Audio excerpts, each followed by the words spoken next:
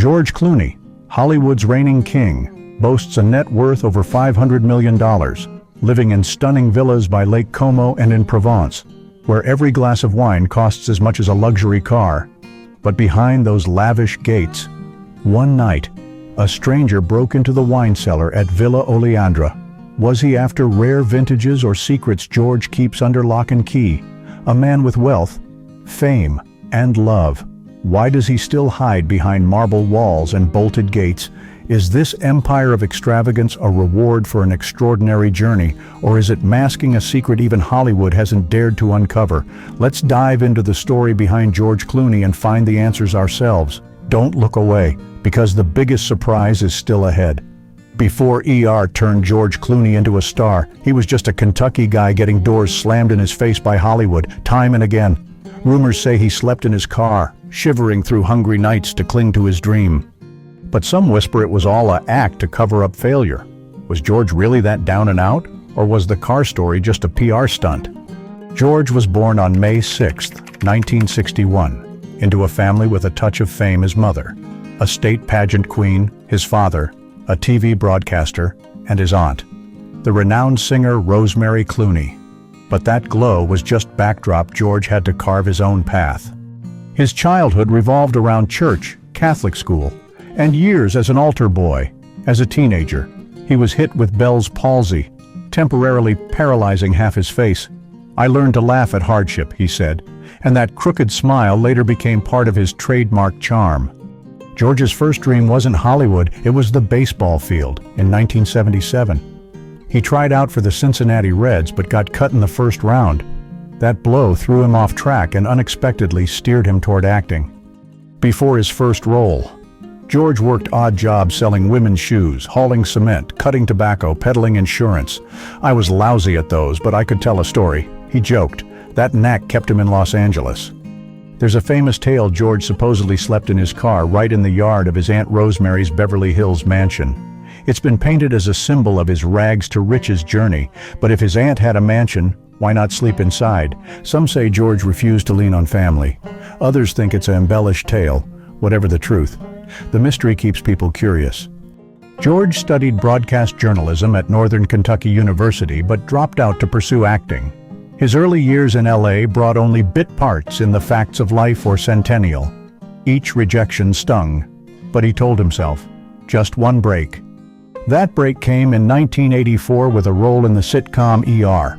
It wasn't big, but it got his foot in Hollywood's door. From cutting tobacco under Kentucky's sun to this, George began a journey no one could have predicted, one you'll want to follow to the very end. From cutting tobacco in Kentucky, living through rumors of sleeping in a car at his Aunt Rosemary's, George Clooney carried his grit to Los Angeles in the 1980s. He was a nobody actor, drifting through The Facts of Life, Roseanne, or the Golden Girls with curly hair no one remembered.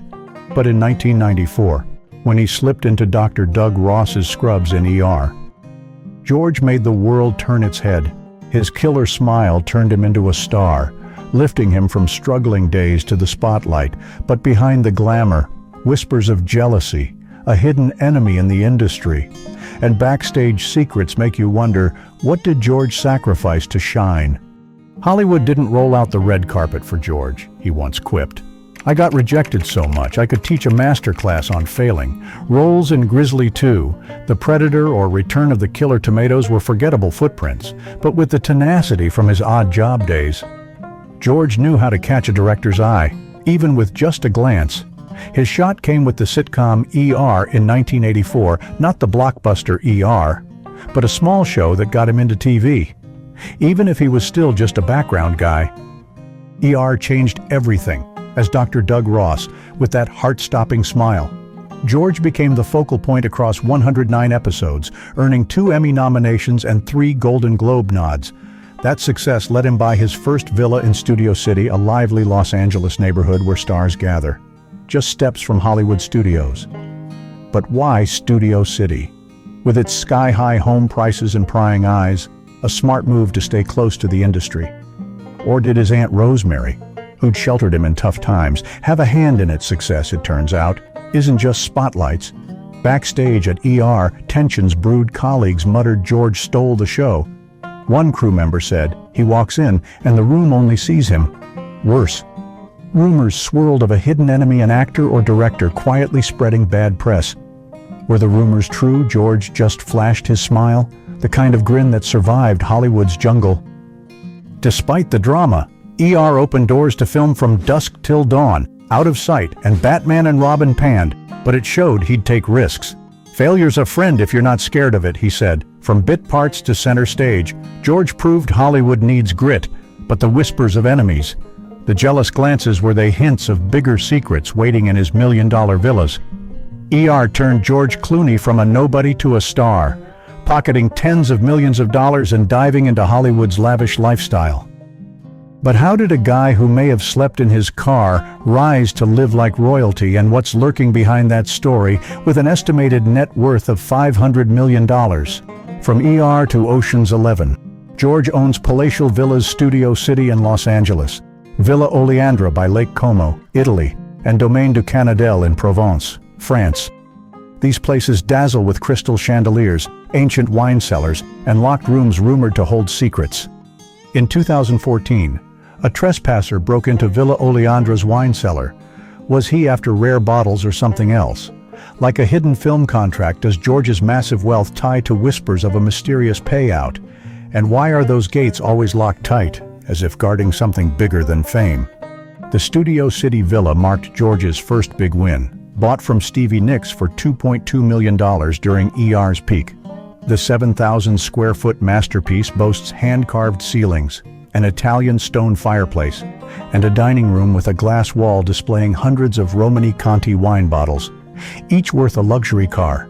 The outdoor pool, lined with marble, glows with color-changing LED lights under the moonlight, like a jewel in the estate. Next to a home theater with handcrafted Poltrona Frau leather seats from Italy, each costing as much as a car, and a cutting-edge 3D system that feels like a Dolby Cinema. But the standout is the Playhouse, a separate building, George added. Rumored to host star-studded parties with Matt Damon or secret script-writing sessions.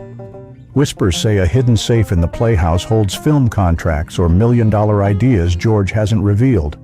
This is home, he jokes, but his eyes hint at more. From scraping by, maybe sleeping in a car, to this villa, George lives like a king, but that's safe, if it exists. What's it hiding?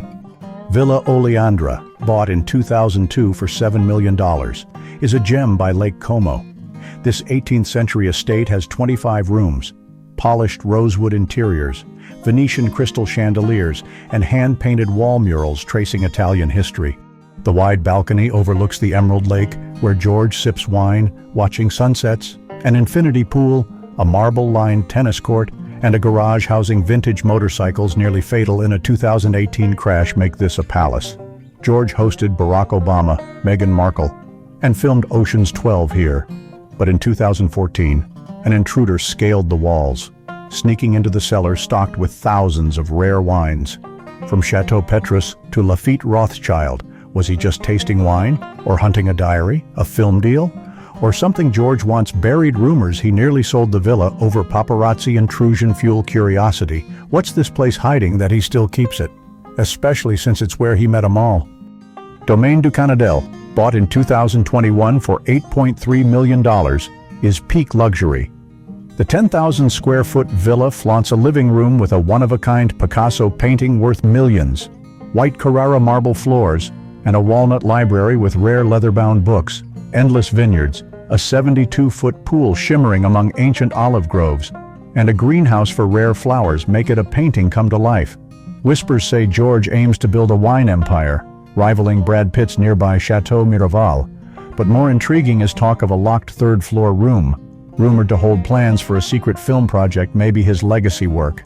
"I seek quiet," he says, but his smile hints at bigger ambitions.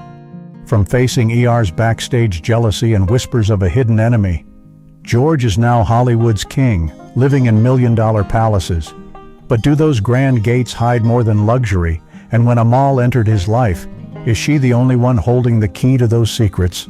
Hollywood dubbed George Clooney the charming bachelor, partying in Studio City's villa, riding vintage bikes at Villa Oleandra, and living like royalty under ER's lights. But in 2013, one woman changed it all. Amal Alamuddin, a human rights lawyer with sleek black hair and piercing eyes, didn't just enter his life, she turned those lavish palaces into a home. How did a guy who swore off marriage end up on one knee? Did Amal really turn him down multiple times, as rumors claim, and in those opulent rooms, from wine cellars to libraries, is Amal holding secrets bigger than George's empire? Picture Villa Oleandra, its crystal chandeliers twinkling, infinity pool mirroring Lake Como's sunset. One evening in 2013, Amal arrived with a friend, just before heading to the Cannes Film Festival. George, who'd faced ER's backstage envy and a wine cellar intruder, was instantly smitten. "I knew she was different," he said, his joking tone betrayed by a glint in his eyes. But Hollywood whispers a different tale. Amal, with her stellar career, rebuffed George not once but several times. She wanted no part of the paparazzi world that nearly drove George to sell Villa Oleandra after the 2014 break-in. Is that true? Or just a story to polish a perfect romance? George just grins. But that sly smirk suggests a longer tale. Their 2014 wedding at Venice's Amman Canal Grande was a lavish dream. Guests glided on gondolas through a 16th century palace, sipping Chateau Margaux from crystal glasses. Amal, radiant in an Oscar de la Renta gown, walked beside George, who shed his bachelor crown. They turned villas into homes. Studio City, with its Romani Conti wine wall and 3D leather-seated theater, is now where their twins, Ella and Alexander, born in 2017, play. Villa Oleandra, with its marble tennis court and lakeview balcony, is their summer retreat, where George teaches the kids to bike under moonlight. Domaine du Canadel, with its leather-bound library and sprawling vineyards, hosts family gatherings by the 72-foot pool and rare flower greenhouse. Each villa is a chapter in their love story, but luxury always carries mystery. Amal isn't just a wife. Rumors say she's the brains behind the Clooney Foundation for Justice, steering million-dollar charity projects and deals George never publicizes. Some old friends, who partied in Studio City's Playhouse, feel sidelined. Is Amal running his empire, or is that jealousy from those no longer invited? More shocking are whispers. Amal found an old notebook in Villa Oleandra's wine cellar not tied to the 2014 intruder, but something George hid from his ER days. What's in it? Notes on a failed film project or a list of hidden enemies who spread bad press? Amal's never spoken, but her knowing smile suggests she knows more than she lets on. George is now a devoted dad, a happy husband, living in dazzling palaces. But Hollywood's glow isn't all light. Criticisms, shadows from the past, lurk, ready to reveal a George even Amal might not fully know. Do lavish villas, Mediterranean yachts, and Patek Philippe watches make George Clooney perfect? Or are they just a facade for hidden flaws? Who was the uninvited guest who stirred trouble at Lake Como, and when people call him fake? Are secrets from his ER days resurfacing, threatening his luxurious empire? George lives like royalty at Villa Oleandra. He throws late-night parties that leave Hollywood envious. Chateau Petrus wine flows like a river. Fireworks dazzle over Lake Como, and a live jazz band plays under twinkling crystal chandeliers. The guest list is pure A-list: Matt Damon, billionaire Randy Gerber, even Barack Obama. When he's not at Lake Como, George and Amal jet privately to Paris, staying in the royal suite at Hotel George V with windows framing the Eiffel Tower. They sail Mediterranean yachts, sipping cocktails at sunset while paparazzi snap from a distance. His vintage motorcycle collection, nearly fatal in a 2018 crash, sits in Studio City's garage. Alongside Patek Philippe watches worth a condo. Rumors say George secretly spent millions at Sotheby's for a Basquiat painting, now hanging in Domaine du Canadel's library. But was it to cover up another mysterious expense? "I like beautiful things," he jokes. But his eyes seem to hide another story. But a lavish lifestyle comes with controversy. Some folks call George fake, claiming his parties and charity work are just image polishing. Whispers tell of a 2015 party at Villa Oleandra interrupted by an uninvited guest, not the 2014 wine cellar intruder, but someone rumored to be linked to a hidden enemy from his ER days. Did this person show up to cause a scene or expose a secret? Some say George sank big money into an unpublicized film project, stashed in a safe in Studio City's Playhouse, that flopped and was hushed up. Could the Basquiat purchase be masking another secret payout? Like funding a political lawsuit, George never responds. Just flashes that smile, the one that outshone his co-stars. The pressure of this lifestyle isn't small. Paparazzi tail their yacht, forcing George and Amal to ramp up security at every villa. The 2018 motorcycle crash in Italy, when George collided with a car, was a wake-up call. Vintage bikes aren't just a hobby, they're a risk.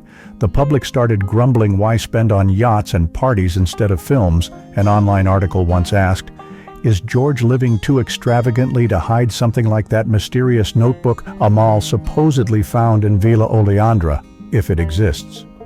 This notebook might hold notes on a role he lost due to a clash with a big director, or a list of those who spread bad press about him. Amal, with her sharp gaze, seems to know but stays silent.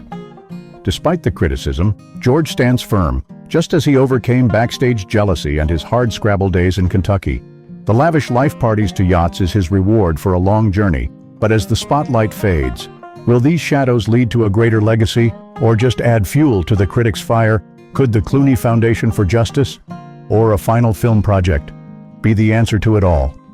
George Clooney has lived a life many dream of, from cutting tobacco in Kentucky, overcoming ER's backstage envy, owning dazzling villas by Lake Como, to finding love with Amal amid lavish parties. But Hollywood's glare, with paparazzi and fake accusations, doesn't define him.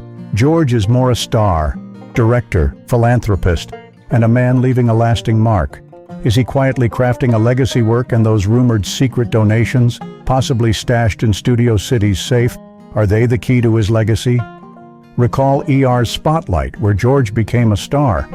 But film is where he truly shined. Ocean's 11 in 2001 made him a style icon, with a smile that melted audiences. Syriana in 2005 won him a Best Supporting Actor Oscar, proving he's more than a pretty face. Good Night and Good Luck in 2005, which he directed, earned 6 Oscar nominations, cementing him as a serious filmmaker. I want to tell stories that matter, he said, his joking tone laced with resolve. From The Descendants in 2011 to Gravity in 2013 with Sandra Bullock, he keeps pushing himself. But rumors say George is planning a final film, a legacy work possibly written in Domaine du Canadel's locked room, under that Picasso. What is it? A political drama? Or a personal tale tied to the mysterious notebook Amal supposedly found in Villa Oleandra? George just smiles, like he did to ER's Whispers. Beyond the screen, George's legacy lies in philanthropy. The Clooney Foundation for Justice, founded with Amal, fights for refugees, human rights, and global justice. They've donated millions, from lavish Villa Oleandra galas where fireworks lit Lake Como to quiet Studio City auctions. But whispers say a massive, unpublicized donation was sent from the Playhouse safe. Did George fund a secret lawsuit against a powerful group? Or aid a forgotten community? Some old friends, jealous of Amal's influence, claim it ties to an ER-era enemy who tried to tarnish him. Where's the truth? Amal, with her piercing eyes, seems to know but stays mum. George has built ties with heavyweights Barack Obama, Meghan Markle, and Randa Gerber, who partied with him on Mediterranean yachts. These aren't just glitz, they're bridges to his legacy. In 2018, he received the AFI Life Achievement Award, honoring a stellar career. But he's not done. The Midnight Sky in 2020, which he directed and starred in, shows his passion still burns. Rumors swirl he's prepping a final project, possibly filmed at Domaine du Canadel, with its vineyards and 72-foot pool as backdrop. Is it tied to that Villa Oleandra notebook, or a response to fake critics? George Clooney isn't just a star, he's a storyteller, rising from Kentucky's struggles, navigating envy and pressure, to build a family and enduring legacy. But the secrets from Studio City's safe to his final film, are they the last pieces of his puzzle? Or will his legacy remain a question, like the enigmatic smile he gives the world?